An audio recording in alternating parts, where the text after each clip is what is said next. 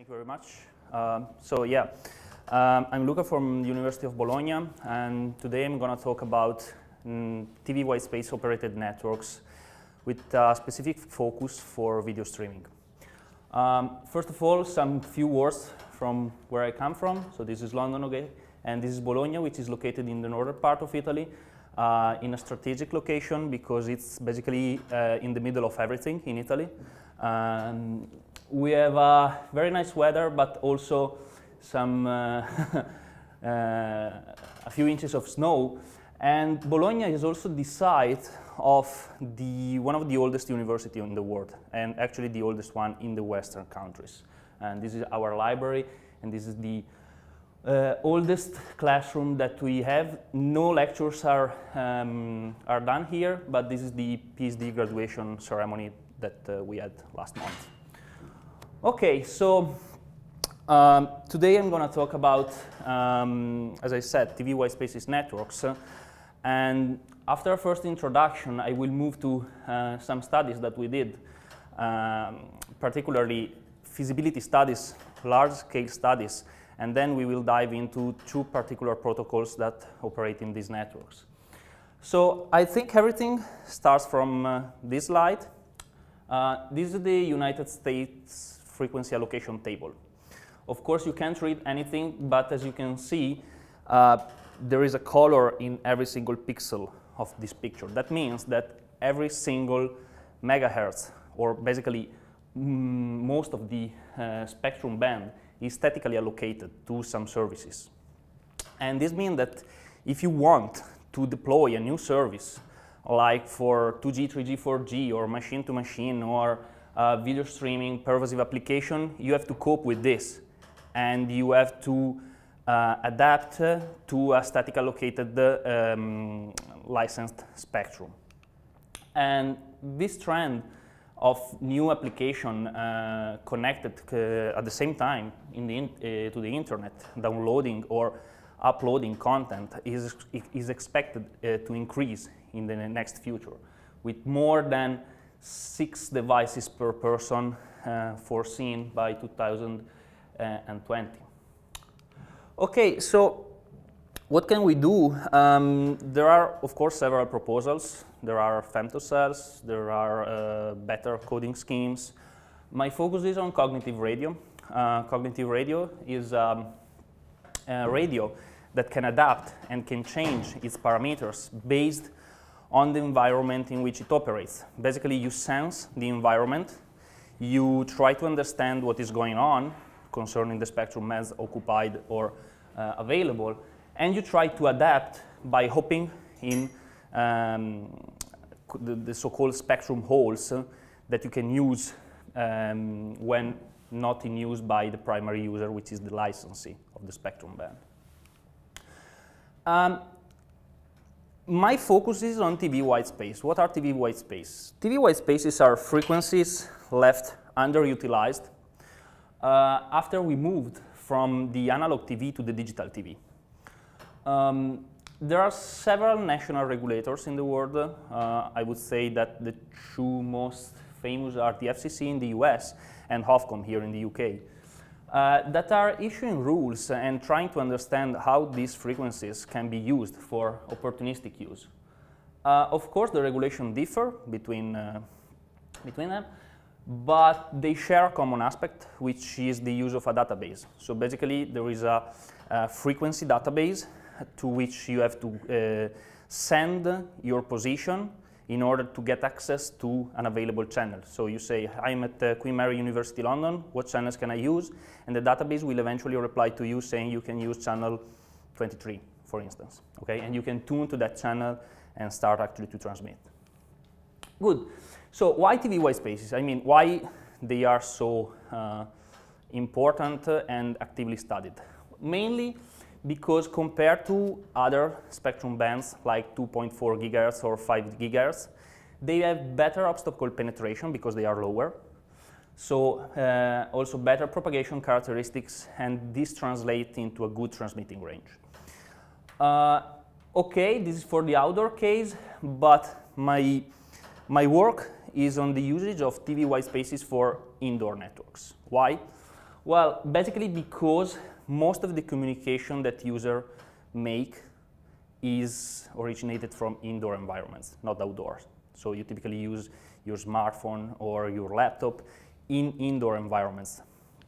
And since they have good propagation characteristics, and one of the top frustrations of the customer is dependent on the lack of coverage that you typically get indoor in some rooms or some areas. I started to investigate TV Whitespaces also for indoor use. So what are we talking about? What are TV Whitespaces? Basically, this is the picture taken from the Google Spectrum database, which is one of the licensed Spectrum database in the US. Green means good. It means that you have at least 9 white space in that area. So as you can see, the picture is almost all green. That means that you have a wide availability of TV white spaces. But the problem is that if you look at specific cities, like this is the Bay Area with San Francisco, Oakland, you have very few white spaces. Like here you have just one. This is the LA area, no white spaces at all in downtown. Salt Lake City, no white spaces at all again. This is New York, no white spaces here in Manhattan, and very few in other areas. So this means that if you are a stakeholder, if you are a telecom operator, you want to invest in TV white spaces, when you put the first penny, the first money, you already know that no customers in LA, very few customers in New York can be served by your technology because there are no white spaces to transmit. Okay. So I also investigated what we call TV gray spaces. TV gray spaces are similar to white spaces with just a single difference in the sense that gray space are also called cognitive underlay communication in cognitive networks.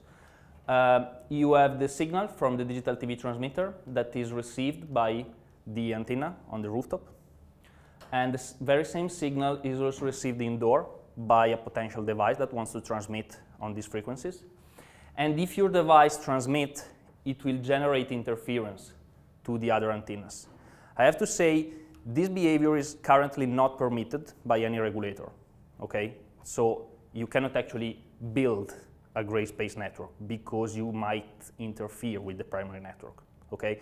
But this is just a study to understand if in highly populated areas, densely populated areas like I showed you in the US, but it's the same case also for Europe, if you can find some communication opportunities. So you can build your TV white spaces networks that can run at full speed where you have TV white space, but you can still do something where TV white spaces are completely unavailable.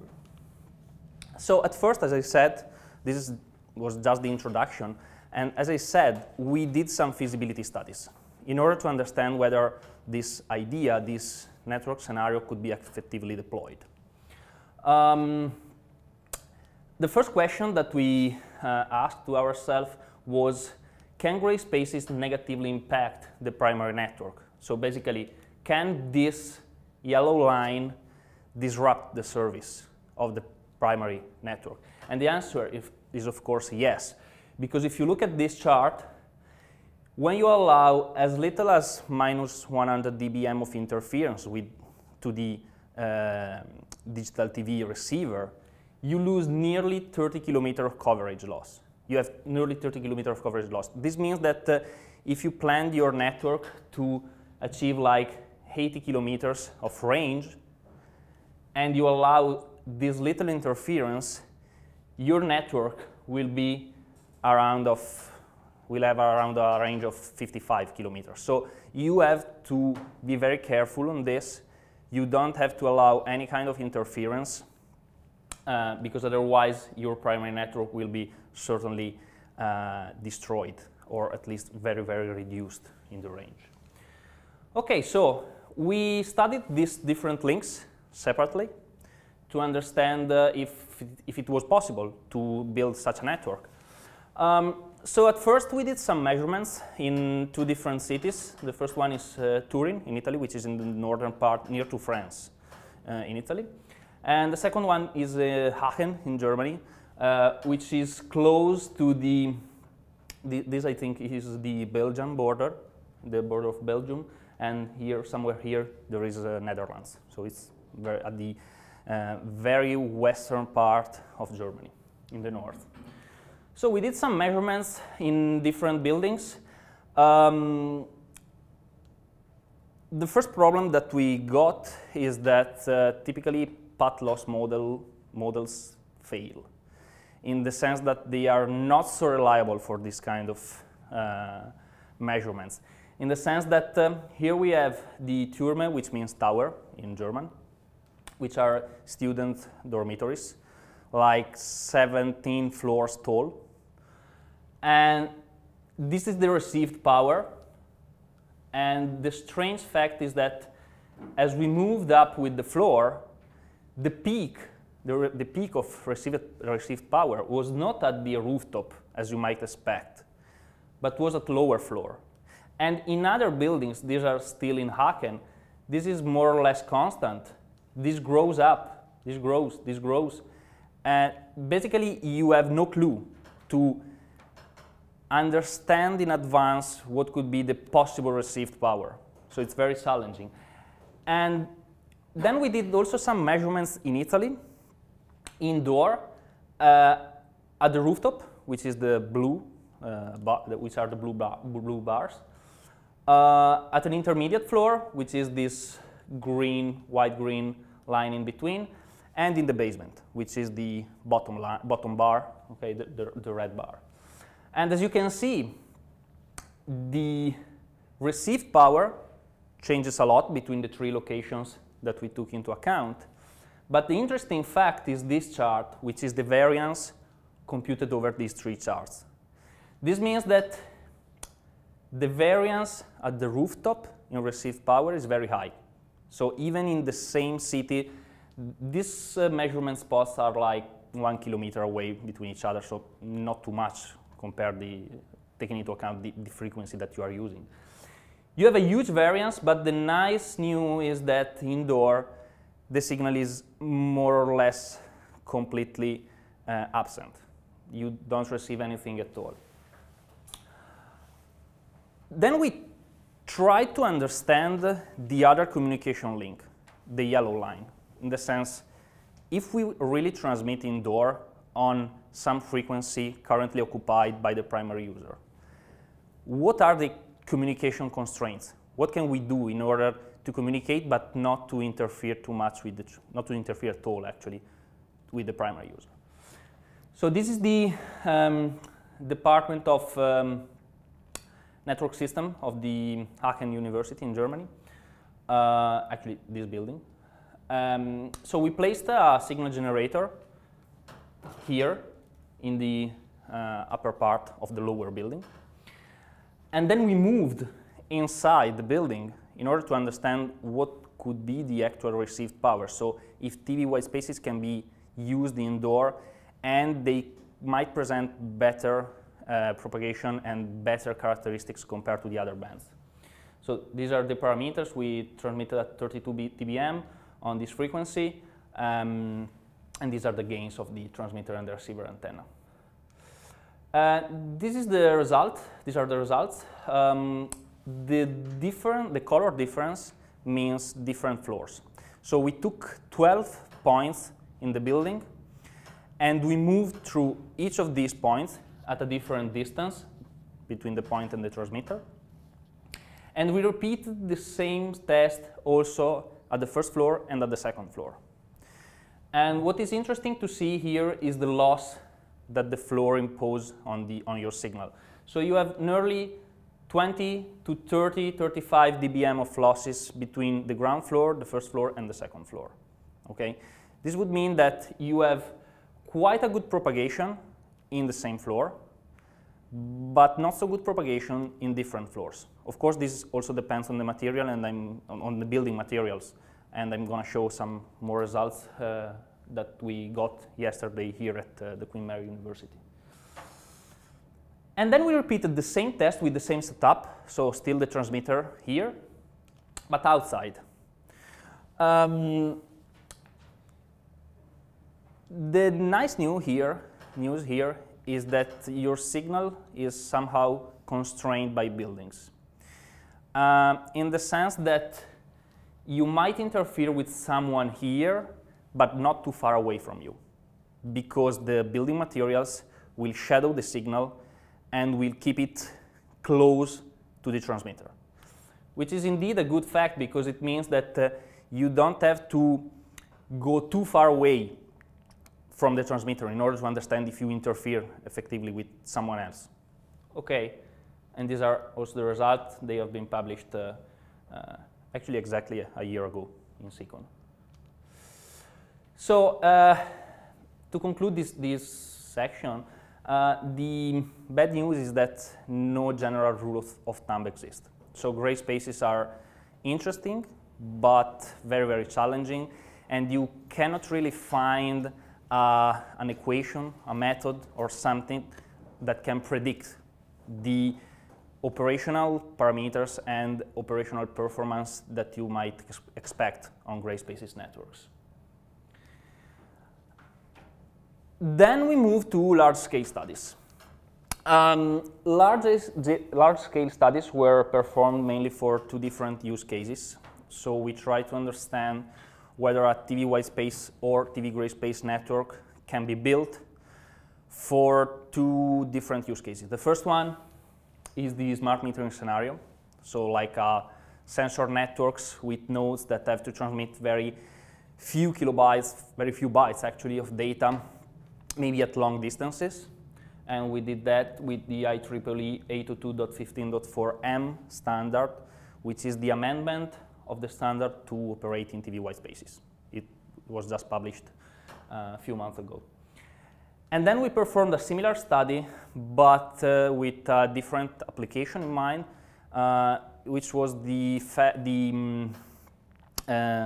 which is a network operated in a Wi-Fi-like mode, in the sense that you are using Whitespaces to navigate on the internet, to download files like you are using your smartphone, okay, indoor. And we did this in several cities worldwide with simulation studies with the 802.11 AF protocol, which again is the 802.11 amendment to use TV Whitespaces. Good. So I will skip this. These are the operational constraints of the 802.15.4m network. It defines three different physical layers, an OFDM, an FSK, and a narrowband OFDM. We took into account the OFDM physical layer. And you have 6 modulation encoding schemes with 2 different bandwidths. These are the theoretical achievable data rates and the minimum sensitivity that a device have to provide.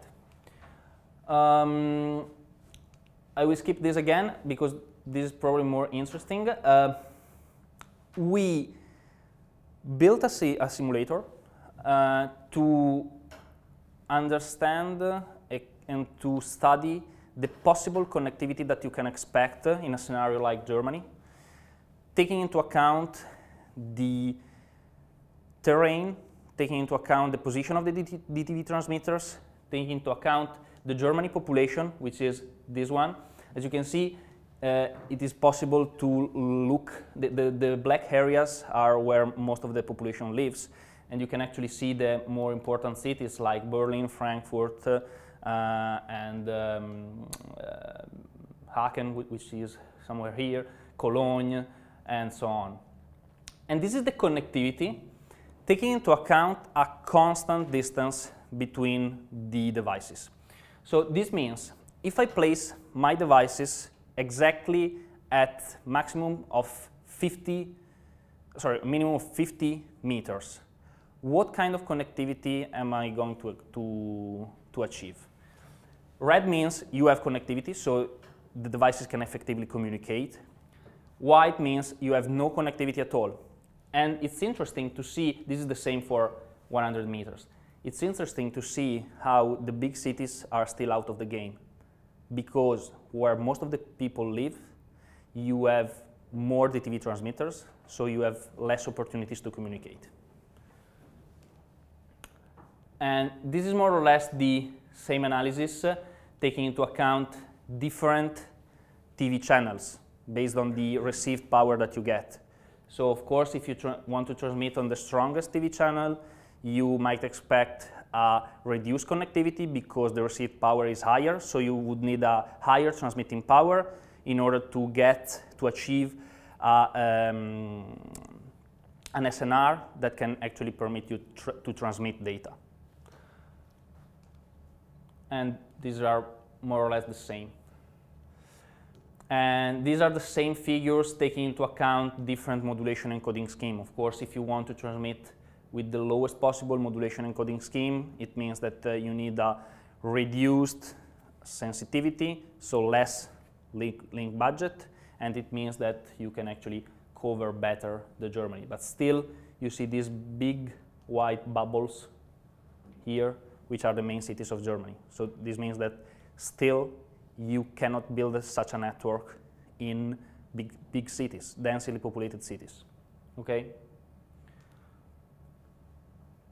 Okay, so it is technically feasible, but just for low data rate application, and still you have densely populated cities out of the game. It means that you improved a bit compared to TV Whitespaces, but still it's not enough to build, to justify the cost of building such a network. So indoor to indoor seems to be the most viable option, and it is what I'm focusing now. As I told you, now the typical application is something that you may carry on your pocket, like video streaming, like browsing the internet, and so on. And we used for that the 802.11af protocol, which is more or less similar to other protocols in the 802.11 standard, but with some differences because still you need to get the available channels from the database and so on. We modeled a scenario in which we have primary user transmitting, secondary user indoor trying to transmit as well, and we evaluated this, the performance that you can obtain and that you can achieve in two different scenarios. The first one is primary user protection. So you build this network, you want to protect at maximum the primary user, what you can achieve. And the second scenario is secondary user coexistence. So forget about gray spaces, just TV white spaces. You want to build a network in which you can spatially separate your secondary networks in order not to interfere between each other. Okay, this is the model. If you are interested, you can look at it. Anyway, these are some visual results about different cities in the world. The idea is that we got the building position from OpenStreetMap. From each building, we estimate the number of floors based either on real data or based on statistical data. Then you determine the interfering buildings. So I'm in this building here, based on path loss models. If I transmit here, what buildings I can interfere with? And you determine this. Then you also compute the interfering floors. So we are at floor 2 here, a second floor or third, I don't remember. Anyway, among the interfering buildings, to which floors I can produce interference? Because of course, if you are at the ground floor, you it might be difficult to interfere with the 4th floor because you have more obstacles in between, and you end up having a really low received power. So we also took this into account. Then we assigned channels to each floor. So we performed a worst case analysis in the sense that, okay, you might have antennas on the rooftop, which is more or less the standard, but still there are some set-top boxes. So antennas that you put on your TV and can actually receive the signal there, and you have to protect them as well. Okay, so here we performed a worst-case scenario analysis in the sense that we assume that every single floor has a set-top boxes. Of course, this is not true, but still can give you a lower bound on the achievable performance that you get.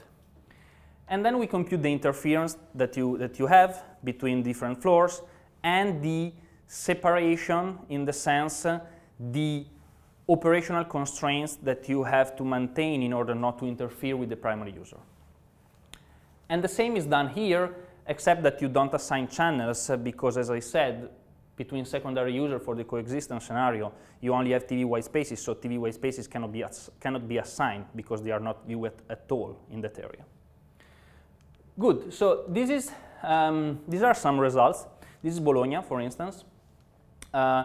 Bologna is a medieval city, so you have buildings in downtown, and here you have, we call this viali, which are big roads that go around the city. And a dark red color means that you have very few opportunities to communicate. That means you have few gray spaces that you can exploit in order to communicate. Why? Well, it's simple, because it's a denser scenario, so more buildings, so each floor can interfere with more floors, and eventually you end up having a reduced number of possibilities to communicate. And the same happens also, this is Boston, in other cities, and this is Toronto, okay? Toronto is a bit different because buildings are a bit farther away between each other, okay? So the path loss model basically gives you less buildings to which you can interfere to, okay? And we did this also for other cities, so Bologna, Boston, and Toronto, as I said, and also London, München, and New York City. And this is the cumulative distributive function of TV gray spaces. And yeah, you might look at this part, but the real interesting part is this one. Because the left part of the chart tells you that regardless of the city, you have no buildings in which you have no gray space at all. So that means that in every single building, you can find at least one gray space that you can exploit without interfering with the primary user. And the same results are also possible to be seen for the secondary user coexistence. I will simply skip this because they are very similar. But this also, as I said, depends also on the number of TV white spaces. So like in New York, you remember there were no white spaces at all, or just one in some area. So of course the CDF is just a straight line. And in other cities, you have some different performances. And this is London, because probably Ofcom started to free some channels, or anyway, there is an increased number of TV white spaces here in London. Good. So now I will move to I don't want to say the main topic, but something that I'm working on at the moment, which is the usage of TV white spaces as offloading technology. This is the idea. As I showed you, TV white spaces are attractive, but not available everywhere. That means that you cannot rely 100% on them, because you might end up building a network and you realize that you cannot use your network at all because you don't have TV white spaces in your area. So we started to investigate whether TV white spaces can be used as an additional technology, in the sense that you have your Wi-Fi, your LTE, your Zigbee, your whatever, but also TV white spaces, to which you can offload some part of your data in some specific scenario, when you have too much data to transmit and you have Tdy spaces, when you have to go farther away and you want to leverage the lower, on the lower bands characteristics, and so on. So we built a simple simulator based on 802.11af and 802.11n. As you can see, the theoretical data rates are much, much different in the sense that 802.11af is much lower on the data rate compared to the N protocol. And we started from this idea. This is the capacity of the channel for Wi-Fi in the 5 GHz, Wi-Fi in the 2.4 GHz, and Tdy spaces. Tdy spaces can transmit farther away, but with a lower data rate. But the real deal is that at short-range communication, this is just this part of the picture, okay? This goes up to 1 kilometer, and this goes up to 100 meters. At a short-range distance, if you add also obstacles in the scenario, the break-even point in which Tdy spaces can provide more data rate compared to 802.11n is shorter. Here, estimated at 25 meters. This is just a simulation, but I will show you some real result that we got yesterday about this. Okay, I will skip the algorithm and I will just focus on the results. So we built an algorithm that is explained here, which basically tries to understand, based on the network condition, what is the expected throughput for 802.11n and what is the expected throughput for 802.11af. And based on this, decides which is the technology that you should use in that particular scenario. And these are the results about the throughput and the packet errors. So we built this simulated scenario in which we placed an access point indoor, and we had a user moving around the access point. So it could go near the closer to the access point, it can go outside, like in the garden, or it can move still inside, but a bit farther from the access point. And the fact is that if you only rely on 802.11n, the throughput that you get is higher when you are close to the access point, but if you move on the average, is lower than what you can get combining the two technologies. Because basically our algorithm, when you are closer to the access point, selects the 802.11n because it can provide more throughput. But if you move away from the access point, then it switches to the AF network, so to the Tdy spaces operated network, and still can provide more throughput on the average compared to the 802.11 network. Again, these are just simulation, but now I will present you some results that we got yesterday about this, but not anymore on simulation because we really implemented this network. So I don't know if you are familiar with adaptive video streaming. Anyway, adaptive video streaming is about a video streaming protocol in which you can adapt the resolution based on different parameters. So there are some of these, like Apple HLS, Micro Smooth Streaming. I am focusing on MPEG-Dash. MPEG-Dash, you basically have the video on the web server stored in different resolutions, and your client can ask for a specific segment, so like give me the seconds from 25 to 26 at this specific resolution based on the network condition. So if you have a really good connection, you might ask for a high definition video.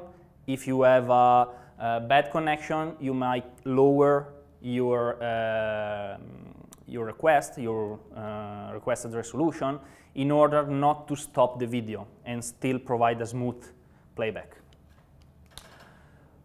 So we built this little device, which is based on a Raspberry Pi. And here it is configured with 4 Wi-Fi antennas.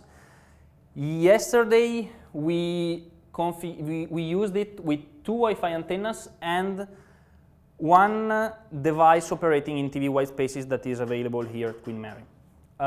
So it's one of the first devices operating in TV Whitespaces made by Carson. Unfortunately, I don't have a picture because I forgot. This was taken this morning in my room. Anyway, this device runs our algorithm that can balance the traffic between the Whitespace network and the 802.11 network. We placed the base station both for the 802.11 network as well for the TV Whitespace network here in room 358, right? Okay. And we moved through the buildings in order to understand whether we can achieve a reliable video streaming and on which connection. In the sense, you move just with 802.11n, what are the boundaries that you can achieve? We moved only with TV Whitespaces network, what are the boundaries that you can achieve? And we also performed some tests here, actually, in the last row of this room. Anyway, as I said, the idea of the algorithm is to estimate the throughput. You estimate the stability in the sense you see how much the throughput varies over the time, if you have some peaks or if the connection is more or less stable, and you choose the best available interface. These were some simulation results that we got based on real data taken from experiments with 802.11af and 802.11n networks.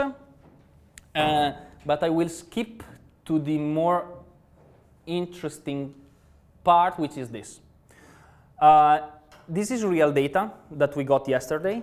As I told you, the transmitter, the access point, both for the 802.11n network and the TV Whitespace network, was placed next to each other, were placed next to each other in room 358. This is room 251, so 1 floor below. And this is the bit rate that you can achieve for playback of a video that we tested yesterday. So the gray line is when you just use the 802.11n network. The red line is the TV Whitespace network.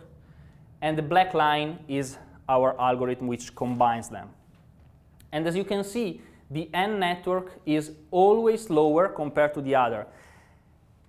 This happens because you received a very low SNR, because you have 1 floor in between. And eventually, even if the TV Whitespace network can provide, in theory, less throughput, it can provide it even far away from the access point, something that the 802.11n network cannot provide. And this is the average. As you can see, the 802.11n network is much lower compared to the other. This is our algorithm, and the fact that it's lower than the TV Whitespace network, it means that we have still some work to do, because we implemented this algorithm without having any TV Whitespace device at all, and we just tested it yesterday. And the motivation for this is that here, still, you might receive some peak of SNR on the 802.11n network, and you decide to use it for the next transmission. But you realize that it is not good, so you get a lower throughput and eventually a lower bit rate of the video that you are playing. And the interesting, okay, so this is the buffer that you have on the video, and also this is interesting. This is the pause that you have. It means that 0 means no pause, and as you can see, you see no red or black lines here, but just the gray line.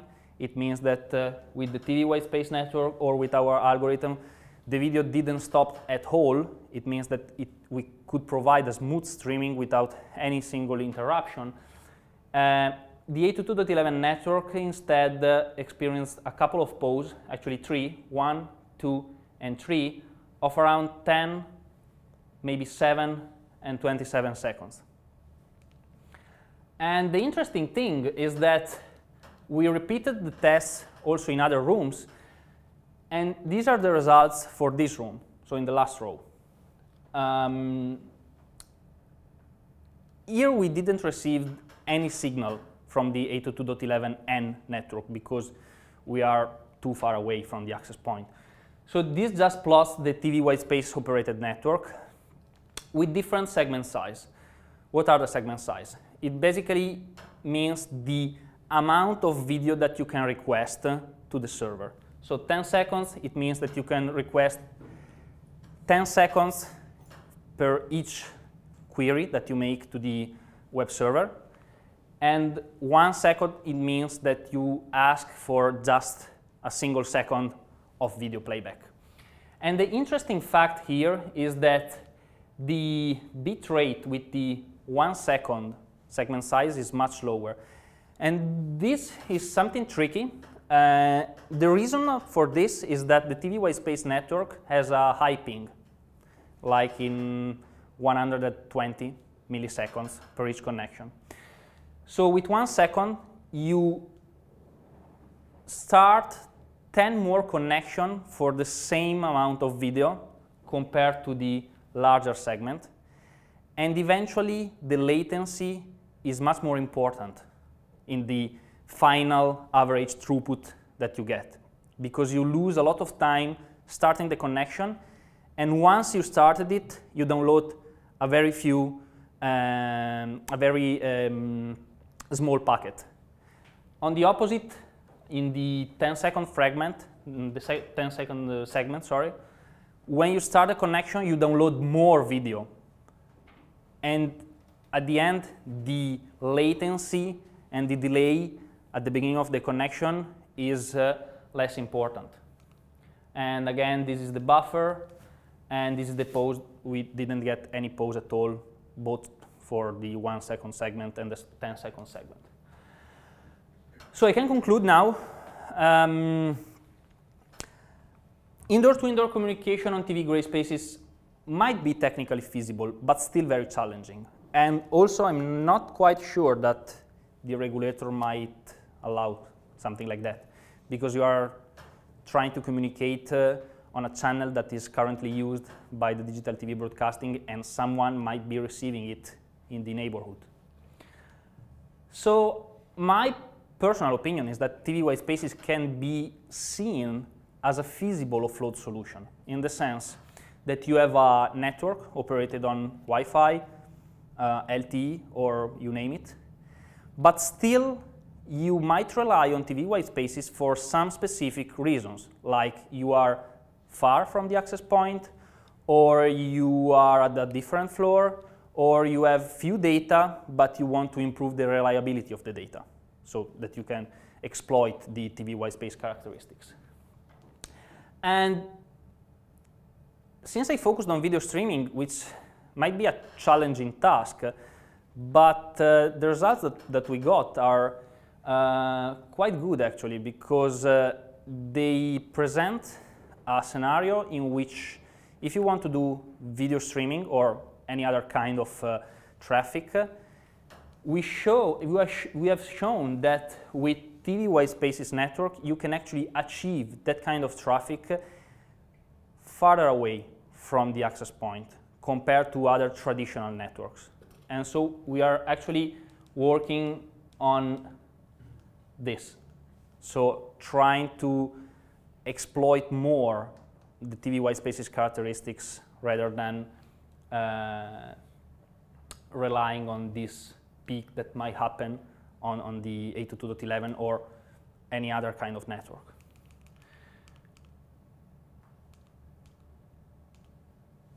Thank you.